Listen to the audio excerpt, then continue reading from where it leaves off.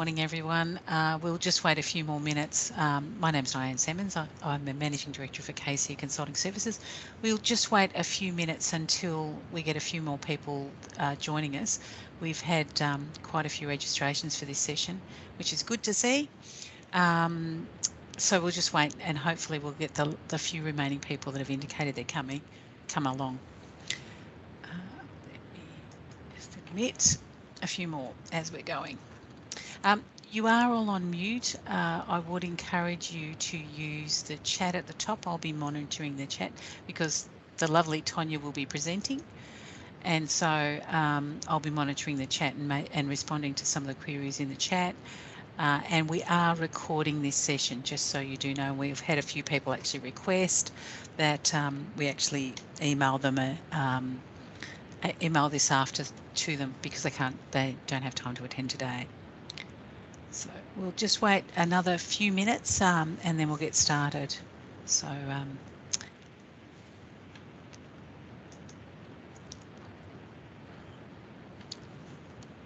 we'll just wait until about 2 minutes pass, so about another minute or so, because I think we've got quite a few people that are in the meeting room already, Tonya.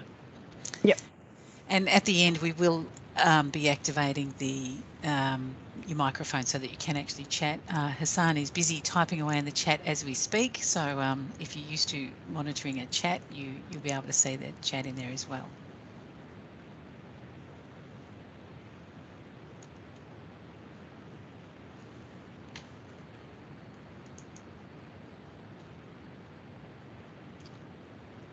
Actually, Tonya, we're not doing too bad. I think with the number of people that have indicated that they couldn't make it, we've actually got everybody here, I would think. What do you think? There might be a few extras, but... Oh, there's one. But I think we can get started. We may as well. So thank you everyone for joining us. I'm pleased to see you all here. I do always have this query in the back of my mind, is if we send out emails, do people actually see them? Do they open them? And is this useful for them is my next point. So at the end of this session in the next day or so, you'll be getting a survey to actually find out if you're actually finding these useful. And also we'd like you to, if there's topics that you'd actually like us to cover off on, we're more than happy to select a topic and then cover off on that topic. So today's topic is on MYOB EXO Employer Services. There has been a new release. There's a lot of things in there that you need to be aware of. And so I will be handing over to Tonya. So Tonya is our EXO payroll expert along with Richard Heap and myself. So if you have any issues, typically we'll be the ones responding. And Carl. Oh, Don't sorry. Let him get away. And Carl, yes. I always let Carl get away with things. So Sure. Off you go, Tonya. Okay. Thank you, Di. So yes, today is really focusing on the payroll side of things, and we've picked payroll for our topic this month because there's a couple of things that need to be completed by the end of April. And it's all around the ATO communication and their security requirements and enhancements MYOB have had to do accordingly. So we sent out communication probably earlier in February to say that there was a new version, 2022.04, which had some password updates that were required for the ATO security requirements. A new release has been made available this week. So I haven't changed all of my slides, but I have just put in a note there. There's a new release came out this week and it must be installed by the 29th of April. And it's also to do with the ATO communication. So MYOB didn't go into any great length of the technical details behind it, but they've just said that this release is for STP communications, and after the 29th of April, any version that is older than 2022.05 will not work. So it will not submit information to the ATO. So there is a bit of a deadline in relation to that. And I will cover that off again in, I think, my next slide. But otherwise, we will look at some of the things around version 2022.04, which had the password updates. We'll talk a little bit about that. Family and domestic violence leave actually came in 0.03, and that is applicable to some employers now, some larger employers, greater than 15 employees, and other employers, it'll come into effect in August. So we'll cover off what MYOB have put into the system to manage the family domestic violence leave. And we're just going to then have a look at some other things. Employee and pay lists. These are screens that have been in EXO for quite some time, but every now and then we come across users of the system who actually don't have these screens activated and don't know they're there. So I just wanted to quickly show you those. And then that also leads into a couple of other features in the 0.04 release, which allows us to now delete open pays and have an exclamation mark, because that's exciting. It's never been allowed before and it's finally available. And then we'll also talk about emailing and pay slips, because along with the ATO enhancing their security, so is Microsoft. So there's some changes around that as well. So we'll get into it. As everyone has already said, if you've got any questions, please put them through the chat, or we'll open up the microphones at the end of the session. So just briefly, again, back on the release that came out this week, it's, as I said, MYOB haven't given us anything too detailed other than to say for successful STP submissions, it has to be done by the 29th. So for those of you that do your own updates, please go ahead. It's ready to download now. For those of you that require assistance, please let us know and we can schedule in a consulting session. We'll also do a follow-up probably earlier next week, just to touch base with all clients and check if they've actually installed that release. We just have to remember that early next week is Monday before Anzac Day, and don't forget there's a public holiday on Tuesday. So just plan your week, because if you need to get your payroll, it's probably not for next week, but the week following, if you're doing a weekly payroll in that first week of May, you won't be able to lodge your STP. Yep, absolutely. Okay. So we'll run into version 22.04. Now, it actually came out in 0.03. MYOB did a quick update after that for 0.04. They've made some enhancements around the passwords. So again, it is an ATO requirement that the passwords for your login into the application have to be more secure. They have to be harder. So for all of us that are used to nice simple ones, they now have to be at least 10 characters long. 10? Hold on. Just head back up to my notes. And they also have to have uppercase, lowercase, symbols, numbers, all of that wonderful, wonderful work. So and now that applies, as I said, to the application login. If you're using passwords on payslips, when you email out payslips, that recommends a similar complexity for the password, but it's not mandated. So this screenshot that I've got in here, for those of you that have upgraded to 0.03 or 0.04, if you're on 0.03, and I'll show you how to check that, please upgrade to what's now 0.05. So this is my login screen to Employer Services. If I log in now with my current password of admin, I get a prompt as soon as I log in saying that my password does not meet the password policy, and I need to change that before 30th of April. And that's the ATO's deadline for this security enhancement. So I can click yes on this. I have had mixed results where users have said they've clicked yes, but it hasn't remembered. Not everyone has come back and said that. So we're just recommending at this point, if you do have this prompt, click no, then make your way to the user security area where you can change the password manually there. So if I find my account, so changing my password, and you could say, oh, I lied, it was 14 characters is the minimum. It tells you there the minimum characters, what it must contain. Okay, but there's been no problems with people setting the password manually this way. And just for ease, I'm going to hit no for the moment. It makes my entry into the application a little bit easier when I'm doing the demonstration. And when you're thinking about passwords, I often use things that are parts of my prior address, because you pretty much can remember your prior addresses. So 14 characters is an awfully long password. So if you remember part of a suburb or part of your address, it might give you a clue as to a password that's easy to remember.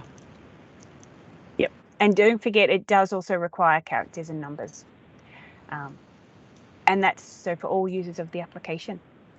All right, I'll jump back on to. Okay, so family and domestic violence leave. So the Australian government has introduced paid family domestic violence leave. There's been unpaid for a little while now, but now all businesses will need to provide paid leave to employees. And that is 10 days per year. It's not accruing. They get 10 days up front. Now we do recommend you go have a look at the Fair Work website and follow up some information.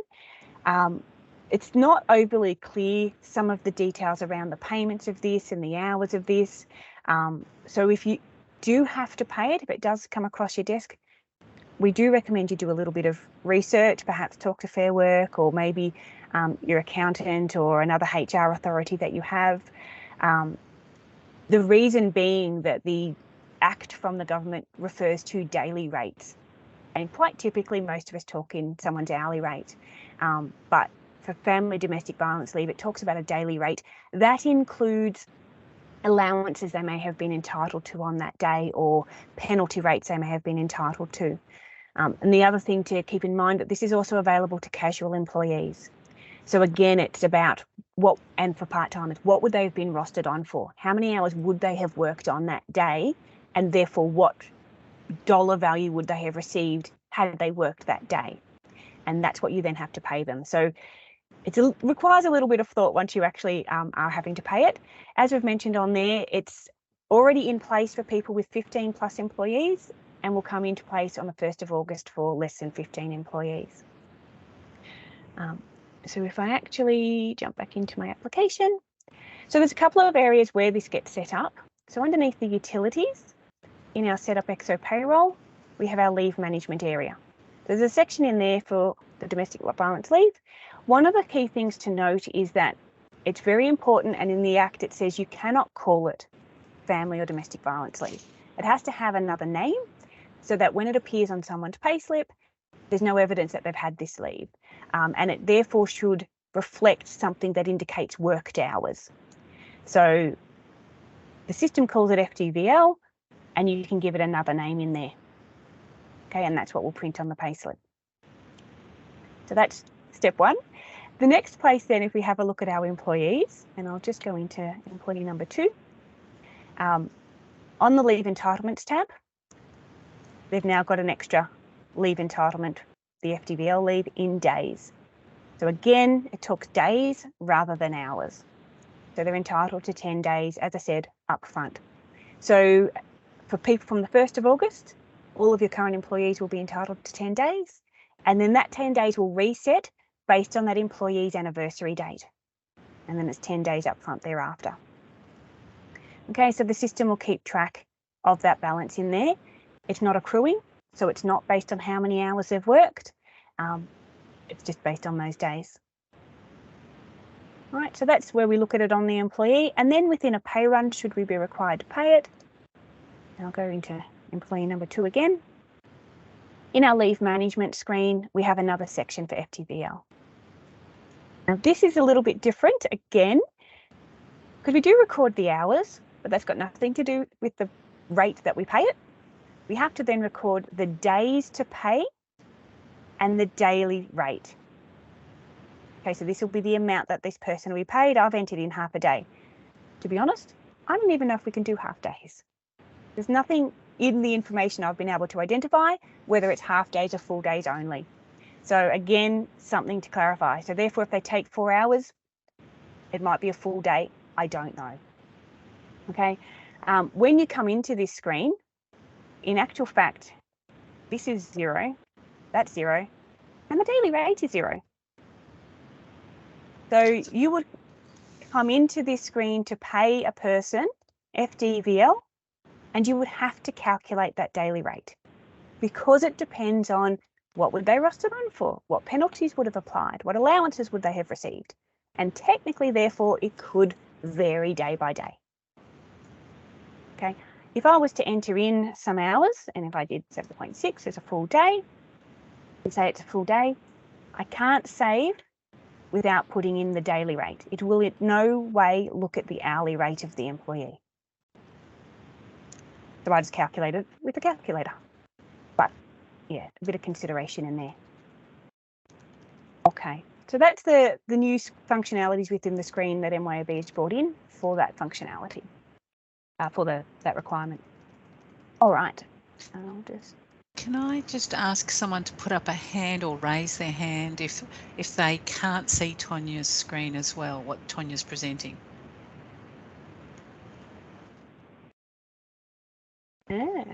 So Chris can't see. I'm just thinking it might be something to do with security at your end, Chris. We are recording it, so we will make sure you get a recording sent through to you.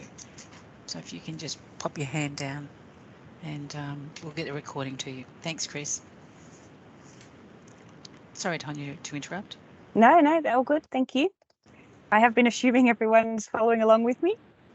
Okay, so as I said, this functionality, the employee list and the pay list, has been around for some time. So a number of you might be quite familiar with it, but for those of you that haven't seen it, we'll talk about getting it onto your menu option and then how the screen actually works for you.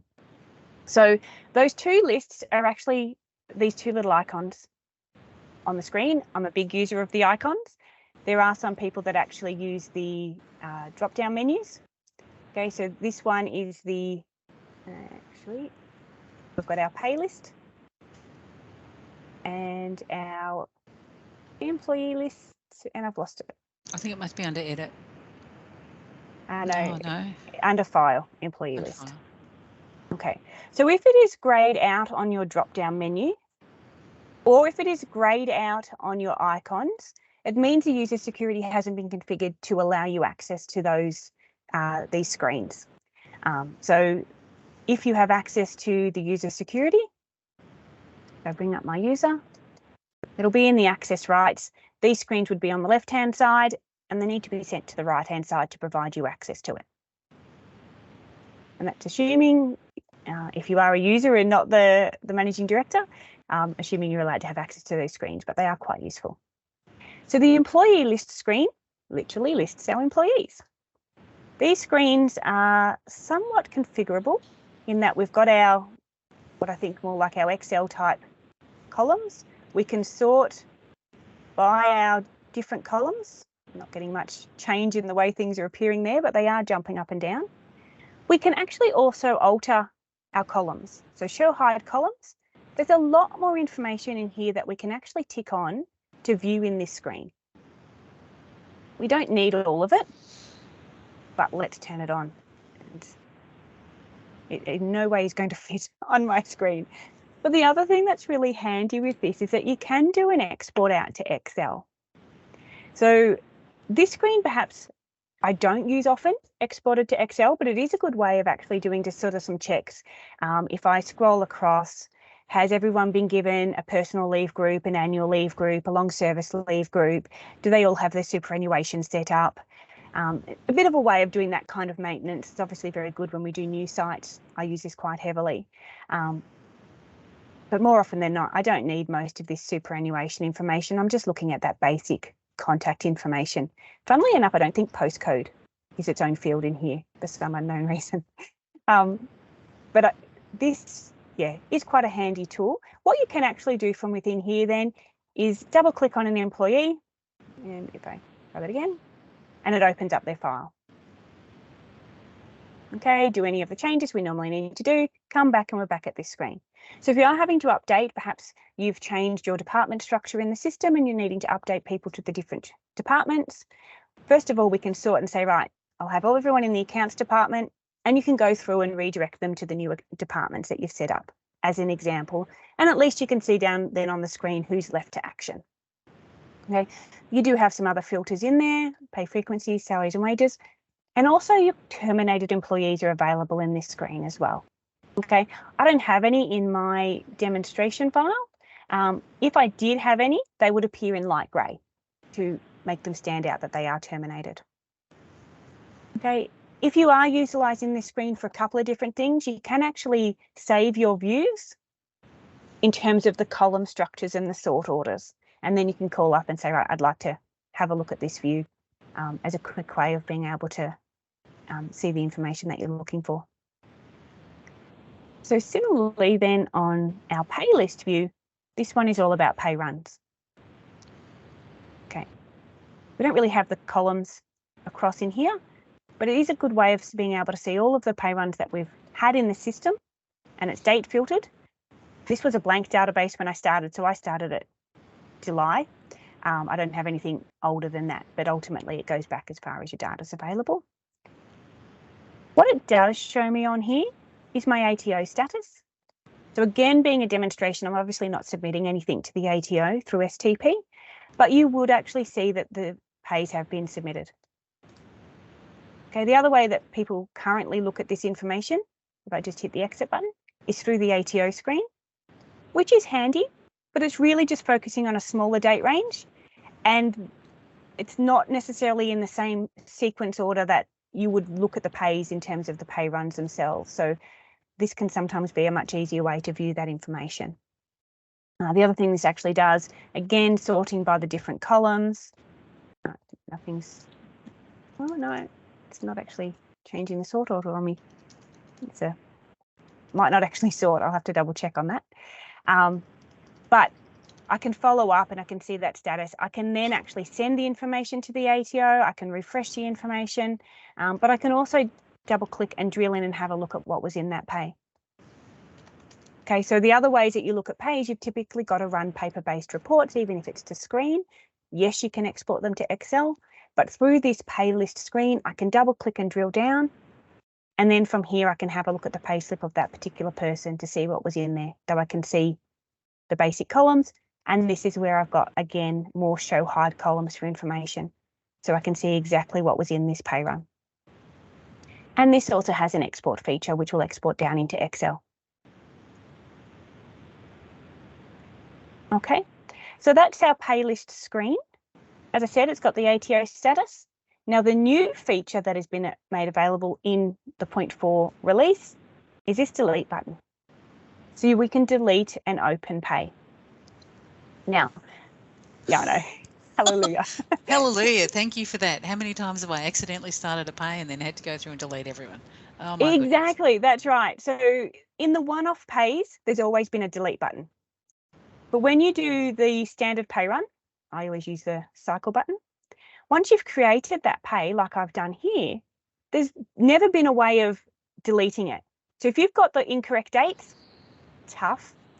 The only option was to actually go into the pay and zero everyone's pay and then finalize a zero pay. Or you restore a backup file. That was previously the only options available. So we still can't change the dates, but we can, from this screen, highlight our open current pay and delete it. And then we can start again with the correct dates. So, are you sure? Yeah? Yeah, I was going to say, I know we've got everyone on mic, but I'm guessing they're all going, yay, in the background. Yeah, and then delete, and that's it, it's gone. Okay, so I can then go in and put my correct dates on my pay run and create a new one. Okay. My run down. I'll just check. Linda's cheering, by the way. Yeah. Oops. Okay, so that's my delete pay. Sure want to delete this pay? Yes, we do. Okay, and then my next thing is the emailing. So as I said, the ATO enhances security, but so is Microsoft. And this affects lots of products, not just the MYOB suite. It's across the board. Microsoft are phasing out basic authentication of emails. So what that means is that some email servers, the way they're configured, aren't doing enough in that authentication. They're not sending that additional information that Microsoft, and some people have experienced this with Gmail. A while ago, Gmail stopped accepting emails that didn't have additional information from a security perspective in it, so they would all just get rejected. Exo Payroll thinks you've sent the payslip to your employee, but the employee never receives it because Gmail's rejecting it. So Microsoft are now doing something similar and saying, well, we're not even going to let you send emails if you don't have that advanced security. So I have to admit, email servers aren't my thing. I usually send these types of queries over to Carl. But in terms of what is available, in terms of what's available to us within the application, MYOB have actually created what's known as the MYOB email server. So they actually use this service for their cloud solutions. They integrate to email servers in Outlook, but they can actually also use the MYOB email service. So that's available as a tool. You don't have to use it, okay? If your email account and email server already has the higher authentication, you won't need to use it. If you do choose to use it, the email will come from MYOB payroll office, mail@apps.myob.com.au. Now, I don't know if that can be changed. I don't think it can. I haven't had follow-up from MYOB and around that. So at the moment in your current payroll setup, you can say who the sender is of your to payroll office, who's the sender of your email, and what email is it to come from, who's it to send from. Well, now it's going to send from mail@apps.myob if you choose the MYOB email server. Okay, but just keep in mind it might be something to check with your IT.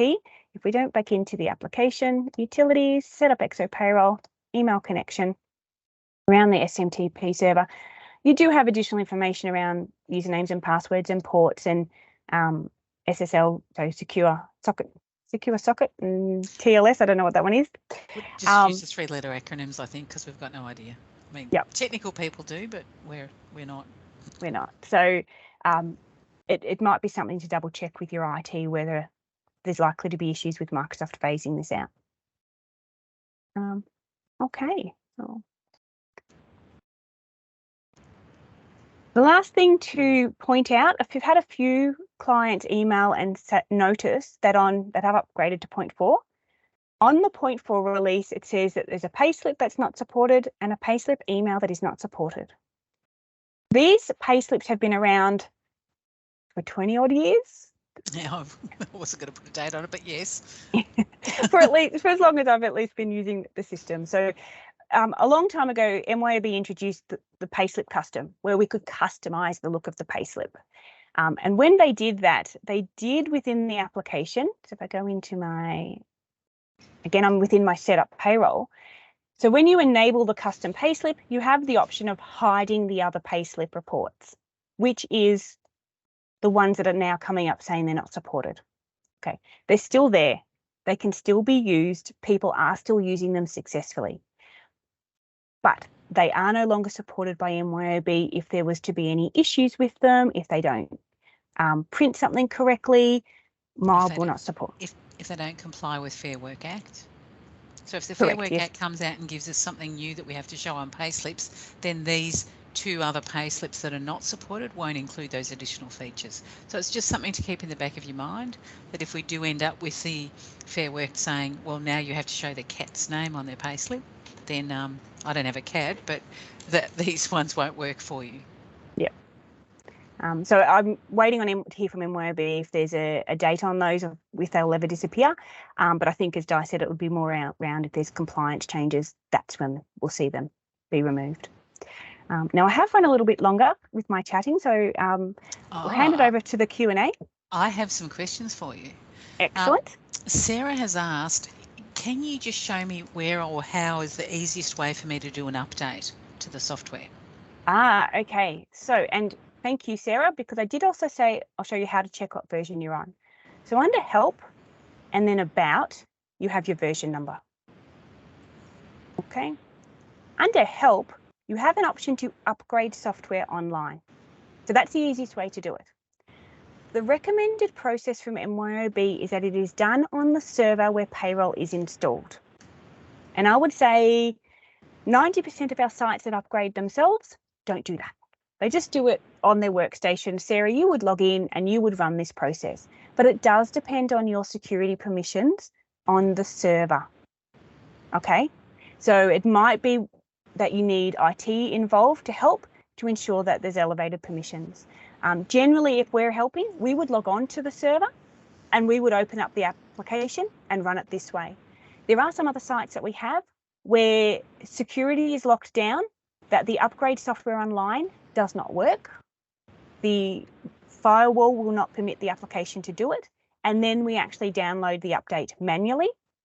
So if you do require that, please let us know. We will email you through the link. And you can then download that manually and you install it over the top of your existing payroll application. But that's the easiest way. Okay, and so just keep that in mind that, again, this upgrade has to happen before your first pay in May. So first pay in May, and otherwise you won't be able to lodge your SDP2. And this is a short week next week. So Sarah also asked, can we add allowances to that employee list? Now I've said I don't think we can do that because, you know, the employee list, because the list of fields that we've got are pretty small, and MYOB's defined what lists we've got access to. So that is correct. So in terms of allowances are on someone's standard pay, and the only standard pay information that they're bringing through is what we see here, basically their hourly rate or their annual salary, and then the total gross wage. It won't bring in anything more detailed in terms of the standard pay. I know it's got superannuation information, but yeah, that's more of that maintenance checkup. So Sarah, I think if we did want something, we'd have to actually create a specialist report and actually get some more specifics on what sort of information you want to see on it. Yeah, absolutely. Look, just on that, the other thing to keep in mind with any of these payroll reports, you can actually run them based on people's standard pay. So more often than not, we're using them for a selected date range or the current open pay, but you can run them on standard pays to check that information.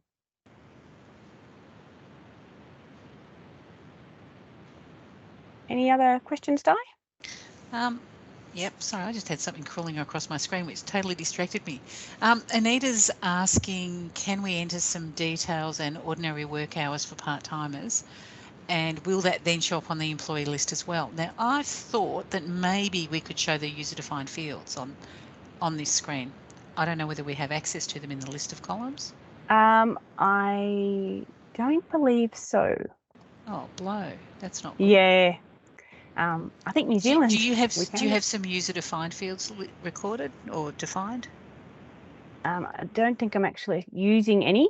Yeah, but I think because I could label this football club, you could label this cat's name.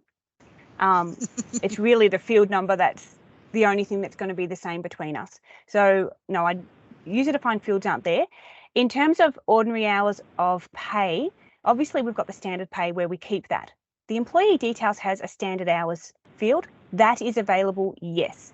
Keep in mind, though, that this standard hours can impact leave accrual. So it may not be truly reflective of their working hours. It could be used for capping accrual in their annual leave. But that field is available. So that's it from the questions in the chat. I can see that John's come off mute. So John, do you have a question? No?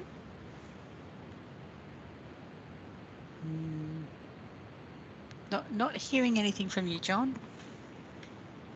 Anyone else, please feel free to take your mics off or write your query in your chat, and we can answer them here.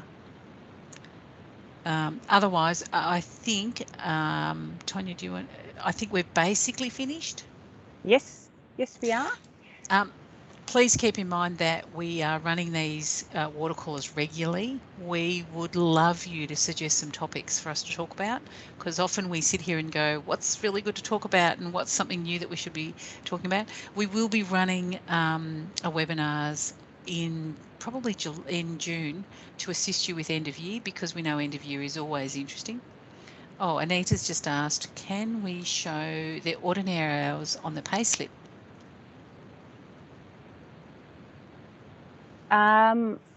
I haven't. I imagine yes, but I haven't looked. I know the annual salary and hourly rate is available. I haven't checked about the standard hours. And Linda's brought out that old chestnut of termination pays, and this is where I put my hand up and say, we're not BAS agents, so you need to keep that in mind, that while we can talk about termination payments and show you how to process a termination payment, we'd actually need you to actually go to your accountant and get some, or go to the ATO and work through the termination sheet first for us to then give you an idea on how to enter that data. And Pam asked 22.5. Yes, you do need to go to 22.5, I believe, Tonya. Is that right? Yes, you have to. Yep. So sorry. Yeah. So if you do that help update online, it'll download 22.5. Yeah. But yes, you do need to do it. So just thank you for joining us, and to further with what we'll still be here, so that if other people have got other things that you need to duck off and do other work, that's fine. But I can see there's a few people that are turning, are still typing, so we'll respond to those queries. Absolutely. And as Hassan has said, we're going to be sending out a survey to you, and we're really keen to get your feedback. Yeah. So the last Watercooler session we had in February was on EXO latest release, which actually came out after our session. So there's a new latest release. But we are changing those topics each Watercooler. We're doing them bi-monthly. It's just that end of financial year. We figured everyone's busy enough. We do obviously do an end of financial year every year to assist with your payroll and your finalisations and so on. And so therefore our next EXO Watercooler would be in August. So yes, please, any topic ideas, and yes, payroll topic ideas as well as EXO business topic ideas. We are keeping a list of those. So for those of you that attended in February, there are a couple of ideas that were presented, and we do have those on our list as well. Sarah's asked if we've got any detailed instructions for the IT superstar. We always need an IT superstar, don't we? For the update, I will send through, if I send you through a link for the manual update, that will go through some steps for you. So we can do that. And yes, please, Kerry, if you've got any queries or questions, or you want to book Tonya or myself or Carl or Richard, please do email to helpdesk at. Today, unfortunately, Ben is normally here, but the last 2 days Ben has been away, and so between Alison and I, we're monitoring help desk. And today Alison is away, so Tonya and I have been monitoring help desk. So pretty much the good thing about emailing to help desk means that everybody in a case here can actually get to see that email address. Whereas if you just send it to me, and if I'm out of the office, then no one will know about it. So, and of course, please use the phone if you need to. If you're sitting on the edge of a cliff and someone's got a payroll issue and you need help now, ring us. Just ring us, because we'd prefer to get something sorted quickly rather than have you waiting for an email reply. Definitely. Okay. So thank you everybody for attending. Really appreciate you coming along. Thank you.